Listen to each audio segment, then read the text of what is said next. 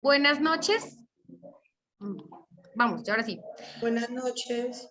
Buenas noches para todos, buenas noches compañeros. Somos el grupo número 6, que está compuesto de la siguiente manera. María Paula Ortega Cuellar. Nidia Pedraza Ardila. Paola Conde. Ángela Murcia. Lucelia Aguirre. Julián Derek Bello. José Ernesto Arturo Rojas. Y Ángela Triana Silva.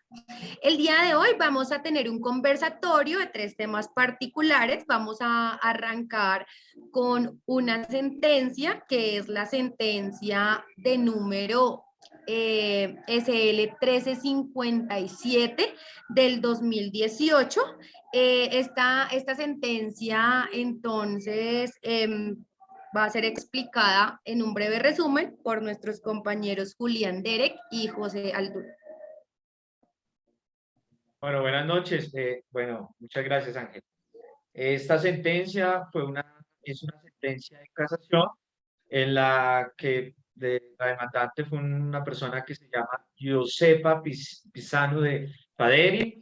¿Qué pretende esta recurrente? Pues pretende que se case la sentencia impugnada, solicitando el reconocimiento de unos contratos, de la existencia de unos contratos laborales y por ende de su pensión.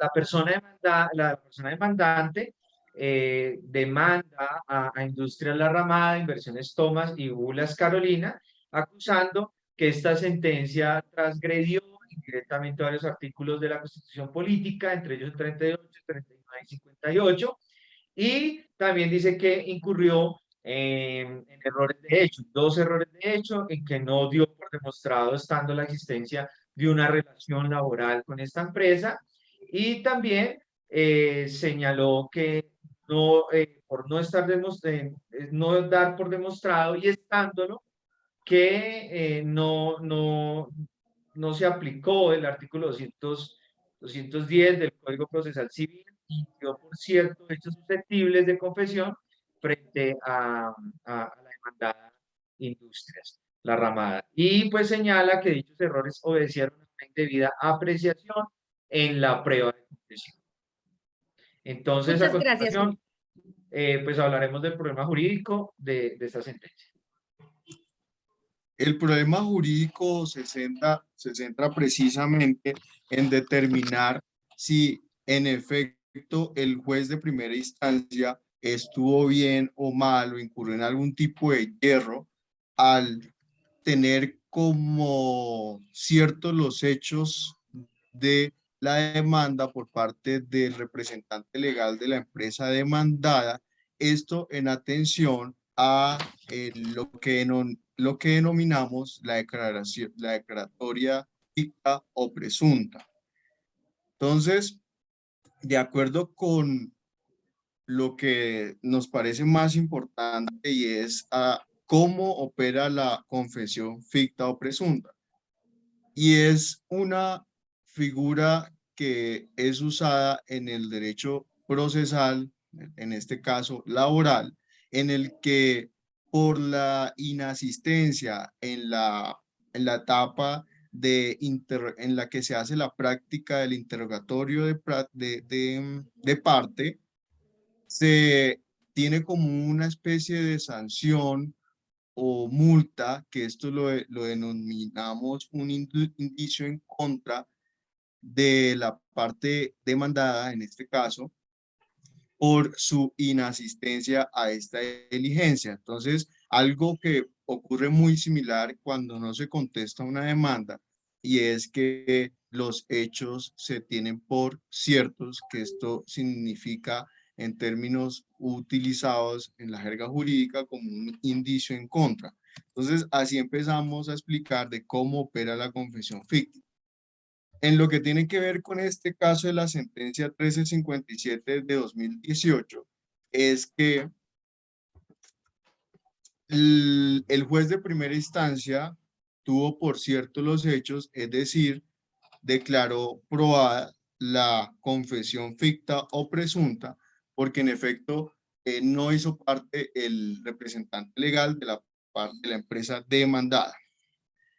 Resulta que el tribunal en segunda instancia revocó esa decisión que había tomado el juez, el ajuo, en la medida de que no tuvo que haber tenido por ciertos esos hechos, toda vez que en el proceso no había hecho parte una empresa a la cual esos hechos que iban a ser tomados como ciertos se hacía alusión. Entonces era completamente ilegal a los ojos del tribunal y a los ojos también de la Corte con este análisis, la Corte Suprema de Justicia, con este análisis que hizo, y es que en efecto no tenían que tenerse por cierto esos hechos referidos a una empresa que no hacía parte dentro del proceso.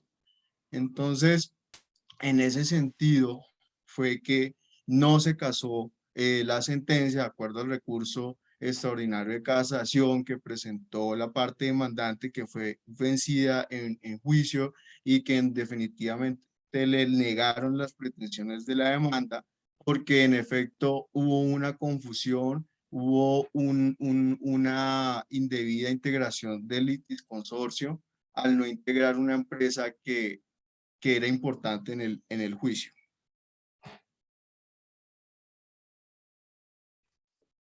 Muchas gracias, José.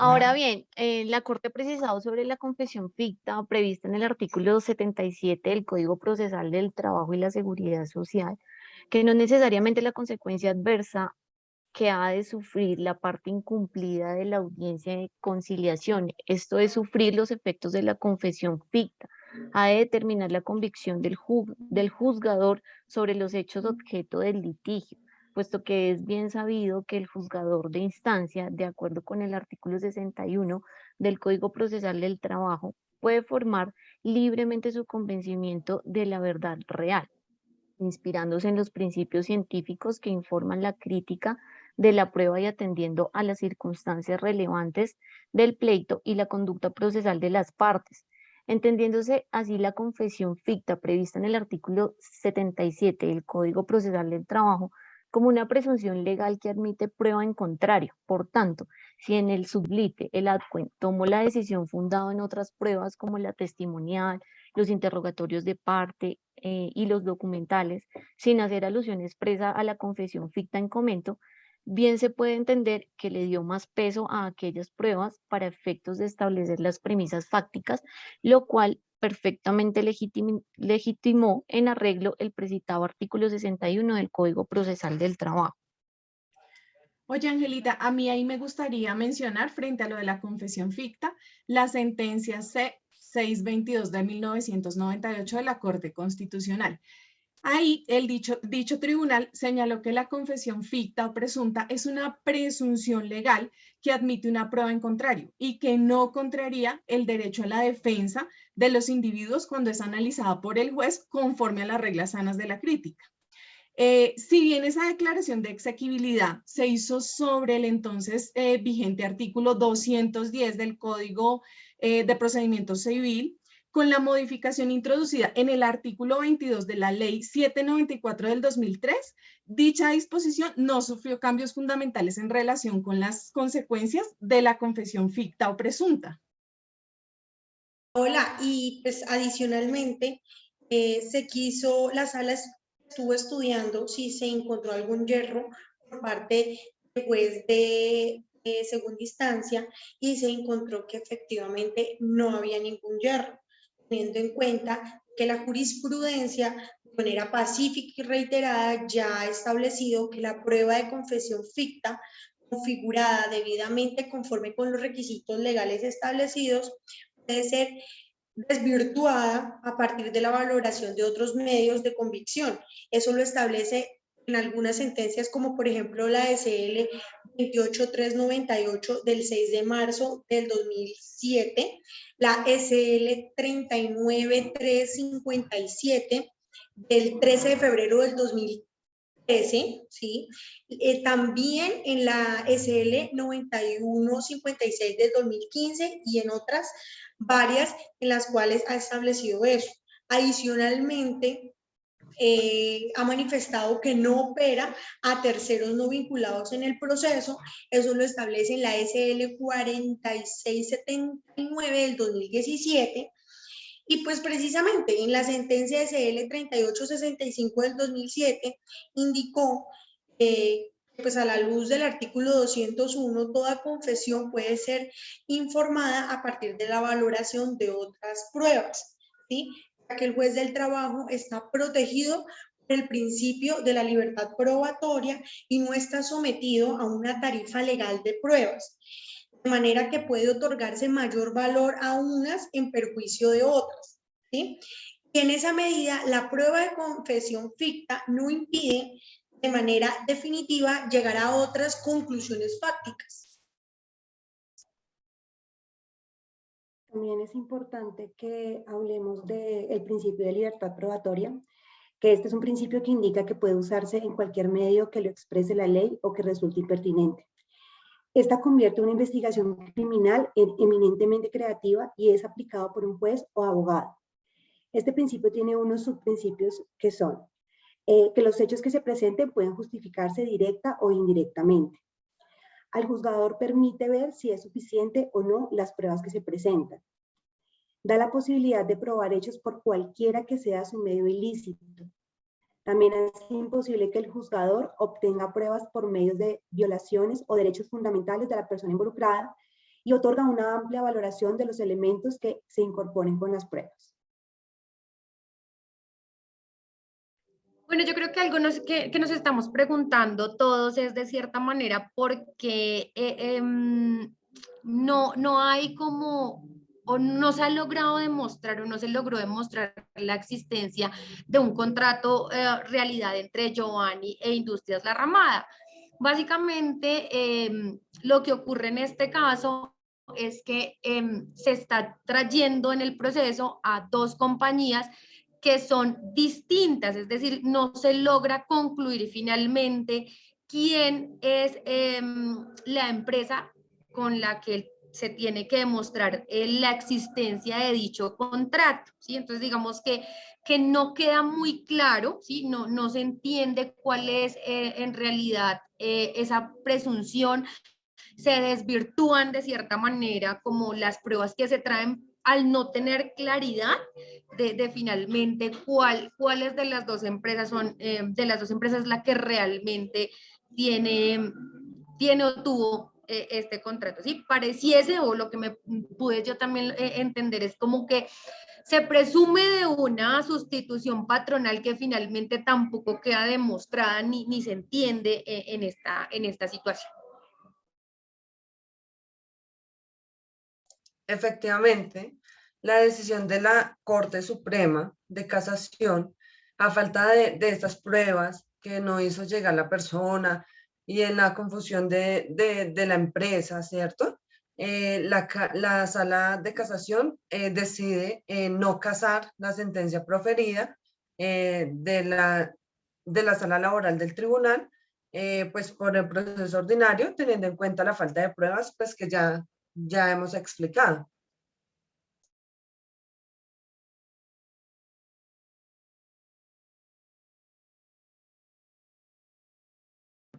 Bueno, muy bien. Vamos ahora a realizar una intervención acerca de la sentencia SL 2010 del 2019.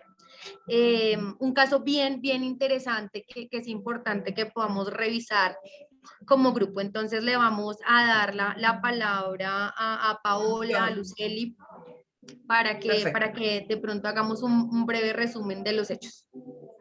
Listo. Vamos a hablar de la sentencia SL 2010. Voy a indicarles como en los hechos relevantes del antecedente. el cual es un recurso de casación interpuesto por la señora Luz al Seguro Social, pues hoy llamado Colpensiones, donde ella presenta una demanda ordinaria laboral en contra del Seguro Social para obtener la pensión de sobrevivientes concernientes al fallecimiento de su cónyuge. Solicita pues el pago de las pensiones dejadas de recibir más la indexación y cuáles son como los hechos. Ella se casa por la Iglesia Católica, pero ella sufre un maltrato familiar, para lo cual ella demandó a su cónyuge por alimentos. Creo que en este caso esta es la prueba más importante, que es esta demanda, y ella ahorita recibe, pues, recibía una cuantía del 30% de la pensión de jubilación por la demanda de alimentos. Cuando el señor fallece, ella solicita la pensión de sobrevivientes, pero el Seguro Social le negó porque no tenía los 5 años de convivencia antes del fallecimiento.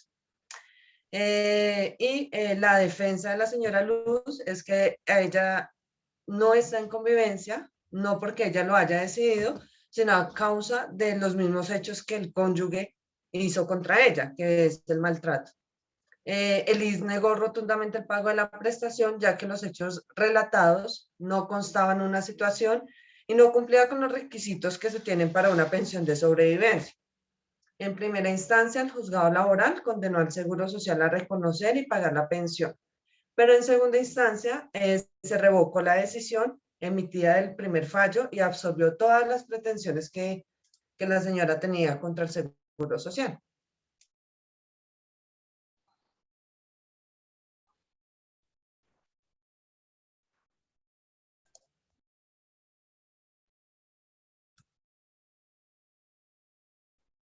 Bueno, la normatividad que rige la pensión de sobrevivientes es la que se encuentra vigente en el momento del deceso del causante o afiliado pensionado.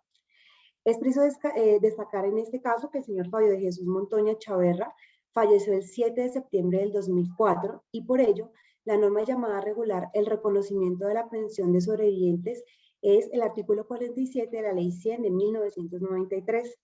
En la forma en la que fue modificado por el artículo 13 de la Ley 797 del 2003, que prevé como beneficiario de la prestación al cónyuge mayor de 30 años que acredite haber hecho vida marital con el causante hasta el momento de su muerte, y no menos de 5 años continuos con anterioridad al fallecimiento.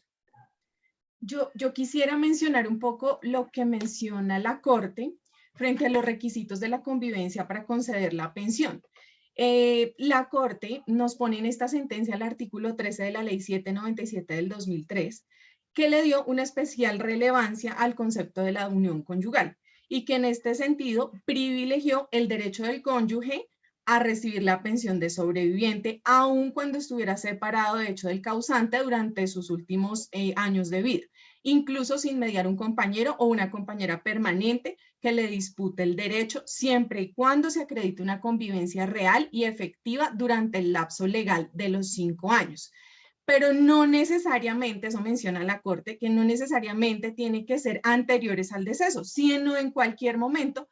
La sola ausencia física de uno de los dos cónyuges no conduce de manera inexorable a que desaparezca la comunidad de vida de la pareja y por ende la pérdida del derecho de la prestación. En este caso puntual, la señora pudo demostrar que estaba sometida a maltrato físico y psicológico y la Corte interpretó que esto era una causal suficiente para interrumpir ese lapso de convivencia que se exigía en el requisito. Me parece muy interesante mencionar esta parte.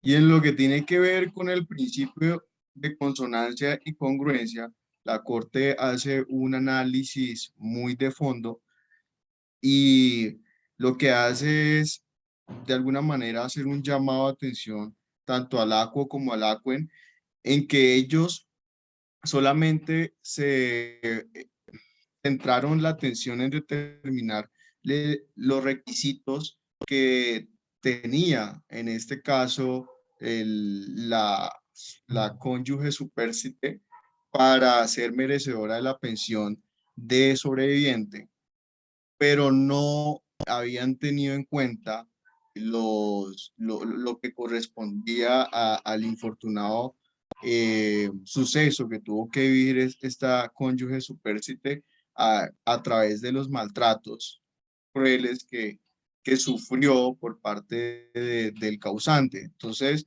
en ese sentido y en amparo del principio de consonancia y congruencia, se hace ese llamado para que se tuvieran en cuenta esas condiciones y esas situaciones en las que también se debía valorar, y eso fue hecho el punto central que conllevó a la emisión de esta sentencia SL 2010 de 2019, y es que para un caso excepcional, como ocurrió acá, por ser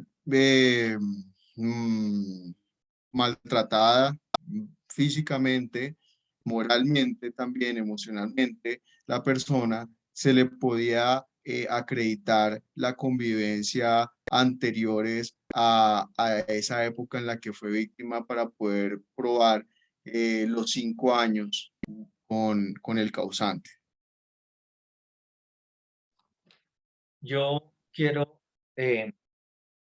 hacer alusión a dos principios de los que hablaba la sentencia, que son el principio de igualdad y el principio de la no discriminación. Estos principios orientan nuestro ordenamiento jurídico, y por lo tanto, en el caso del cual es objeto de discusión, en ningún contexto es posible entender que una víctima de maltrato intrafamiliar pueda perder el derecho a obtener a la pensión de sobreviviente por la sola separación de cuerpos.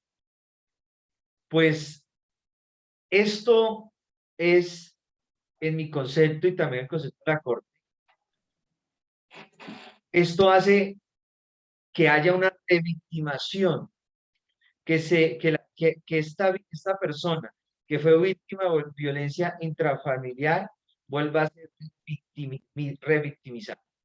Entonces, por lo tanto, en consecuencia con los derechos y con estos principios que tenía esta persona, pues se le dio la razón, y obviamente pues es muy importante también tener en cuenta que la Corte decía que nadie, absolutamente nadie, puede ser sometido a tratos o penas crueles o inhumanos o degradantes. Entonces, por tanto, y por ende, le damos la razón a esta.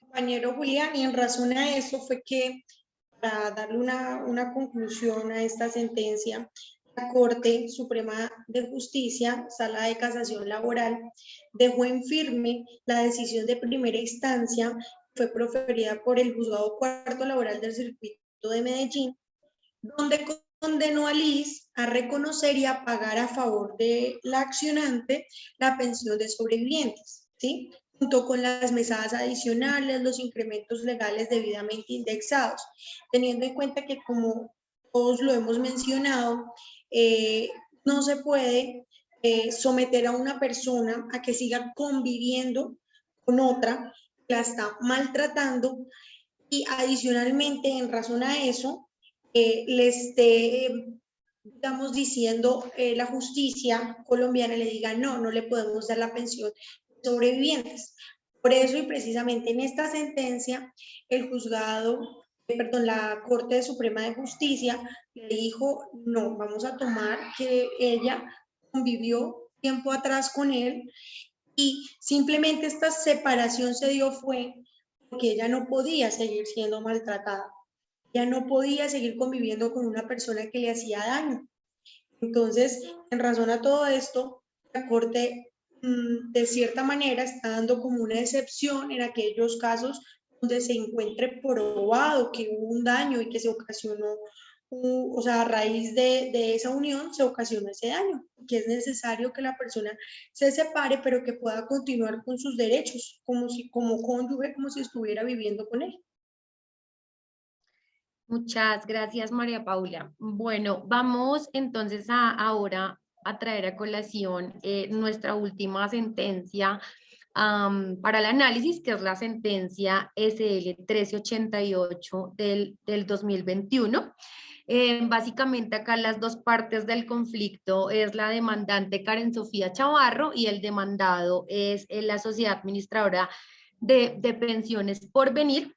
Y en este trámite se vinculó como llamado en garantía a Mafre Colombia.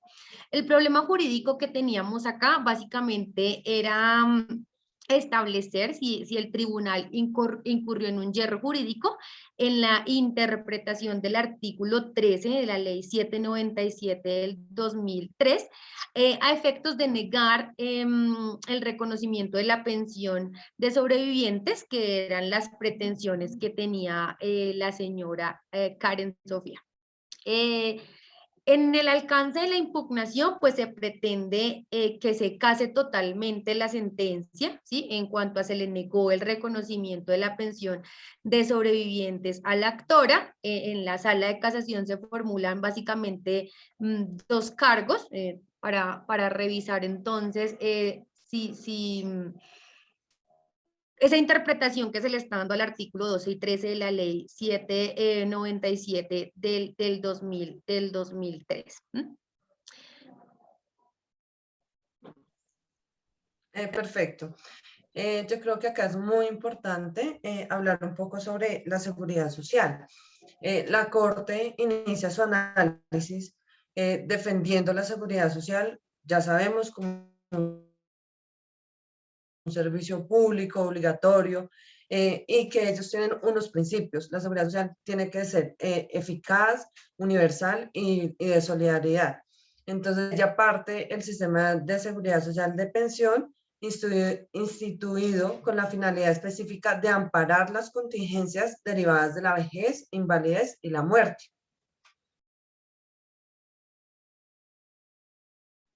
También es muy importante destacar que esta sentencia precisó sobre el sentido de establecer que la convivencia mínima de 5 años solo es exigible en caso de muerte del pensionado.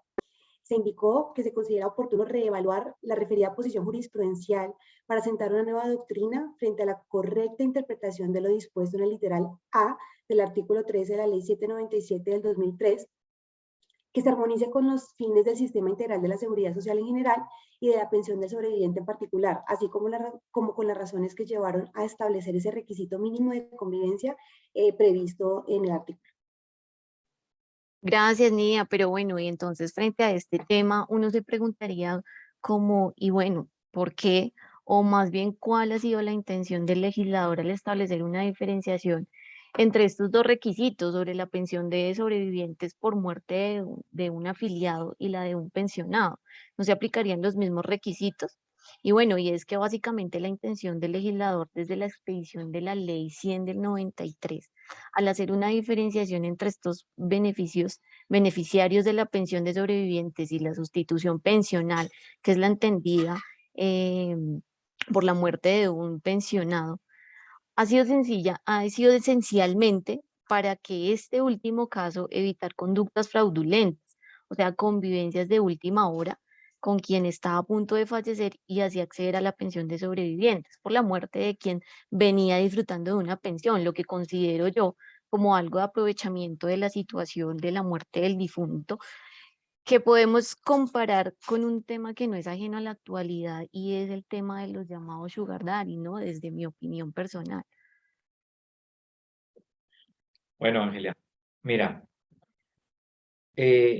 surge una pregunta central de esta sentencia y es muy importante y uno también la analizábamos, era si el tribunal había o incurrió en un yerro jurídico al momento de interpretar el artículo 13 pues, de la norma en discusión, de la 797 del 2003. Entonces, la alta corte pudo concluir que el tribunal sí incurrió en un yerro jurídico. ¿Por qué? Porque no fue objeto de reparo que la actora se encontraba conviviendo con el causante para la fecha en la que se produjo su deceso, conformando con el mismo un núcleo familiar, con vocación de permanencia para ese momento y que éste ostentaba la calidad de afiliado al fondo de pensiones administrado en este caso por Porvenir. Y resulta evidente que el tribunal incurrió en un desatino, pues que en la medida que al interpretar el artículo 13 de la ley 797 entendió que tratándose de una pensión derivada del fallecimiento de un afiliado, entonces la demandante en su calidad de cónyuge a efectos de hacerse beneficiaria de la prestación debía acreditar haber convivido con el causante por un periodo igual o superior a 5 años. Interpretación que fue equivocada, pues al tenor del nuevo criterio fijado por esa corporación, por la alta corte, por la alta corte, esa exigencia solo se aplicaba respecto de las prestaciones de sobrevivientes que se imploran como consecuencia del fallecimiento de un pensionado. Ok, gracias, Juli. Finalmente, en esta sentencia, la Corte Suprema de Justicia lo que decide es, en la Sala de Casación Laboral, casar la sentencia proferida el 22 de agosto del 2017. Entonces, la Sala Laboral del Tribunal Superior del Distrito Judicial de Pereira, en el proceso ordinario laboral adelantado para Karen Sofía Chavarro Coy, contra la Sociedad Administradora de Fondos de Pensiones y Cesantías Porvenir, trámite en el que se vinculó como llamada al garante Mapfre Colombia Vida y Seguros. ¿Alguno sabe en qué se condenó? ¿Cómo terminó todo? Claro que sí, Paola. Luego de todo este análisis que hace la Corte en esta sentencia SL 1388 de 2021, una reciente sentencia, y es que terminó concediendo las pretensiones del demandante y en su efecto condenó al demandado por venir como fondo de pensiones al pago del retroactivo pensional liquidado hasta el año 2021, precisamente en el mes de marzo.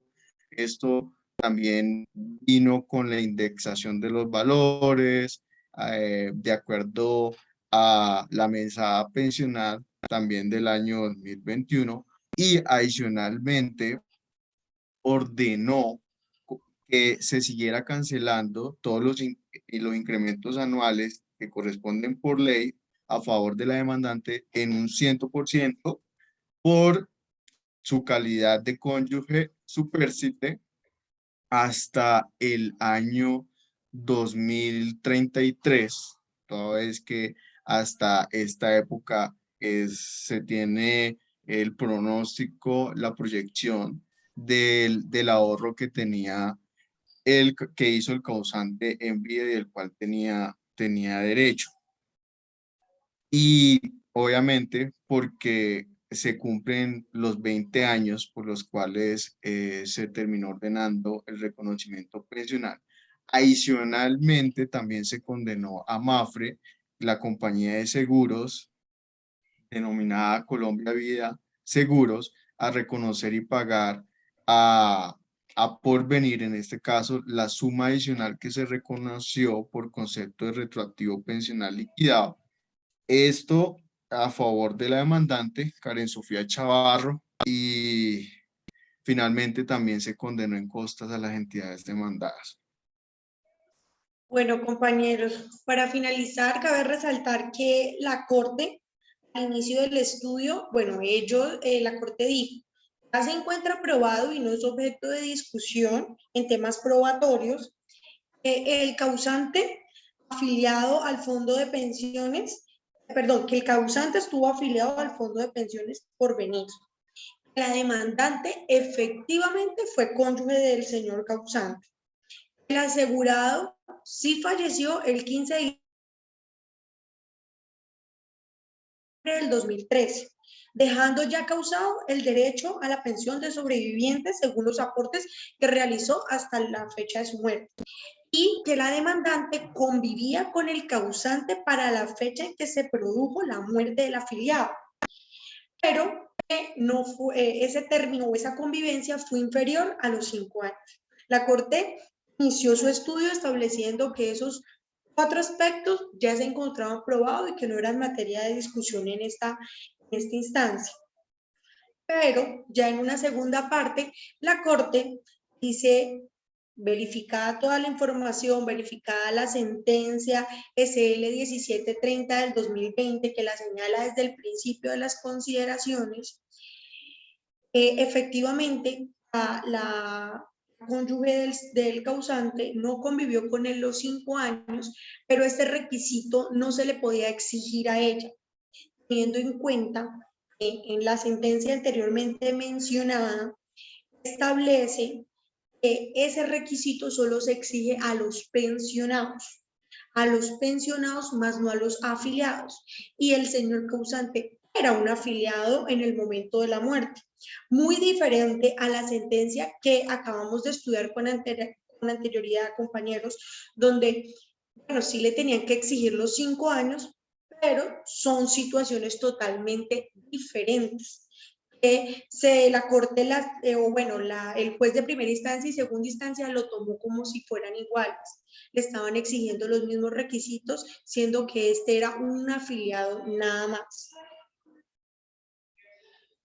Muy bien, muchas gracias a todos. De verdad que estas 3 sentencias bien interesantes con diferentes situaciones que me permiten de cierta manera, como a manera personal, poder concluir la importancia que tiene el material probatorio dentro de cualquier situación o conflicto jurídico, porque con él es que el juez puede determinar finalmente una decisión, ¿sí? Entonces vemos, por ejemplo, en la primera sentencia que a falta de ese material probatorio, no tener claro finalmente a quién, quién tenía que ser el responsable, pues la persona que demandaba demostrar ese contrato o realidad, pues finalmente no pudo casar como su pretensión, ¿sí? Mientras que en los segundos casos vemos como la importancia de las pruebas, tanto en testigos como en formatos de afiliación, registros de matrimonio, temas como demostrar en realidad que había víctimas, victimización de la situación por maltrato, etcétera, ayudó o fue de cierta manera algo que permite ser muy contundente al momento de tomar la decisión. Voy a darle la palabra entonces a Paola, quien quiere dar su comentario para ir cerrando. Sí, gracias compañeros. Algo muy puntual a mí con las 2 últimas sentencias, me gustó mucho la interpretación que le da la Corte, o sea, como siempre hay excepciones en las leyes, en los decretos, en todo, y siempre buscamos la favorabilidad de las personas para que pues salgan beneficiadas, no es más. Muchas gracias. Luceli, ¿quieres intervenir? Sí, claro, yo era como una inquietud y bueno, en el caso de la SL 2010, como donde había maltrato, ella pues era una de las mujeres, sí, maltratadas, que no siguió su convivencia y pues tenía una prueba que era la demanda de alimentos, pero también me queda como pensando en la cabeza cuántas personas pueden estar en la misma situación donde no tengan una prueba.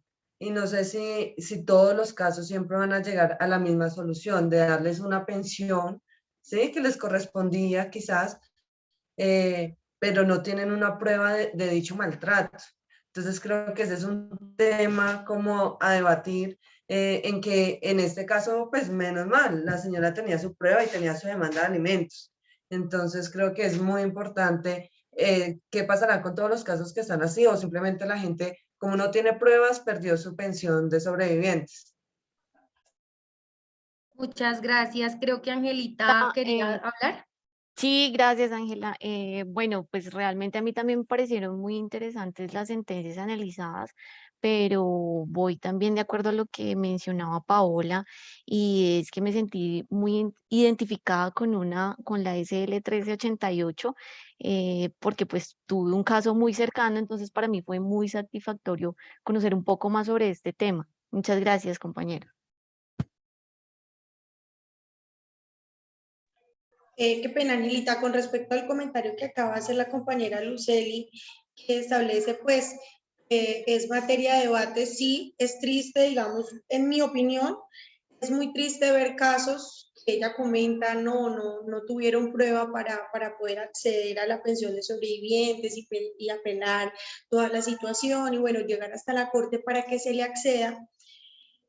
Pues ahí es la importancia de poner en conocimiento cada vez que se presenten ese tipo de eventos, cada vez que sepamos de un caso cercano a sea una amiga, un familiar, un conocido o la persona que sea, de poner en conocimiento ante así no vaya pues a una demanda o lesiones personales o un tema más a fondo, pero sí tener como la anotación ahí de que la persona le hizo ese daño para que el día de mañana le pueda servir para algún evento que la persona necesite. Horribilidad de la misma. José, te doy la palabra. Y muchas gracias. Ya para concluir, estas tres sentencias se complementan todas entre sí, puesto que, como ya lo dijeron también en las conclusiones, el fin último que se persigue gira en torno a la prueba.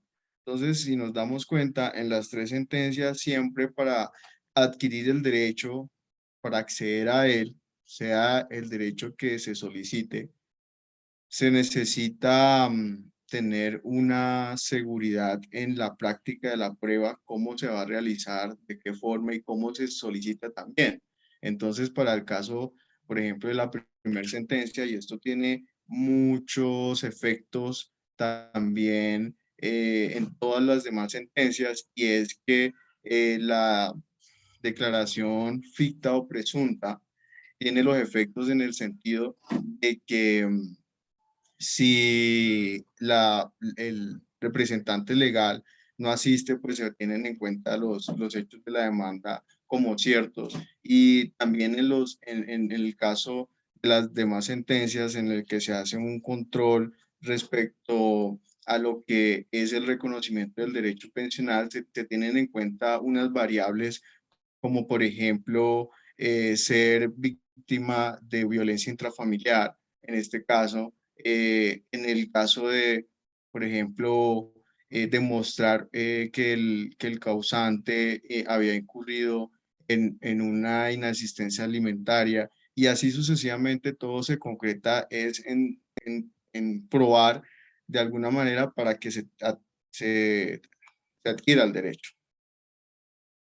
Bueno, muchas gracias de verdad a todos por sus aportes, por el estudio que se realizó a estas tres sentencias. No siendo más, entonces nos despedimos. Muchas gracias a todos. Muchas gracias, Ángela, por tu intervención. Muchas gracias, Gracias. compañeros. Esté muy bien. Estén bien. Buen análisis.